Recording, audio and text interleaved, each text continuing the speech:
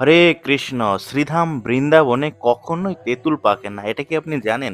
তো এর পিছনে একটা বড় কারণ আছে। এই যে স্থানটি আপনারা দেখতে পাচ্ছেন ৫,৫০০ বছর পুরানো, এই ইমলিতলা নামে এই জায়গাটি বিখ্যাত। তো এখানে প্রতিদিন রাধারানী আসতেন।